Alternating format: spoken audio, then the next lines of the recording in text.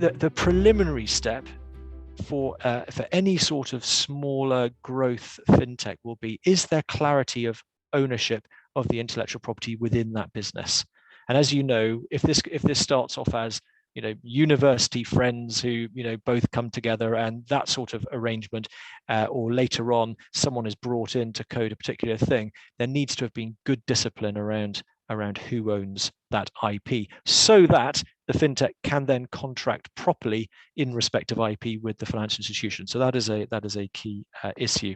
We have seen in the past that some financial services providers, when outsourcing services, have sort of forgotten to do all the regular scrutiny, and that led to consumer detriment, which then in turn led to enforcement notices. So there's a really good example just a couple of years ago where a bank had outsourced some of its payment infrastructure to a novel payment card provider, and they had forgotten to check with whom that provider partners itself separately in order to provide the payment cards. And what happened was that the partner of the outsourced provider had actually failed, and that led to some of the cards not being available on Christmas Day, which then led to, as you can imagine, some consumers not being able to pay for goods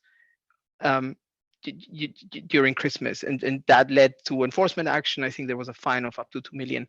So it is a real thing, and banks, financial institutions generally really care about this.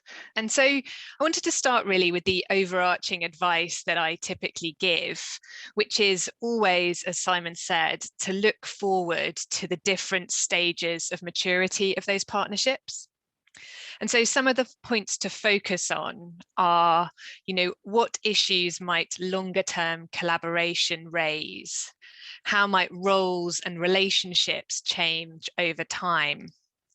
One that I've seen often is, a focus on what sensitivities might arise as a fintech becomes more successful, and in some cases becomes a threat to the partner firm or corporate. I think if you think about those things, and if you can build them into the contracts framing the partnership, you can actually go a long way to avoiding costly disputes further down the line.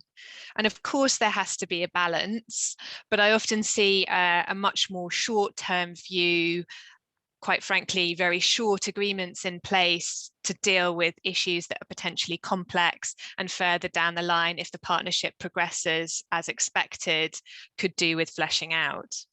One thing I do want you to take away is the sort of positive is that you can, by focusing on these issues, you really can improve your position and have a fruitful and healthy relationship going forwards.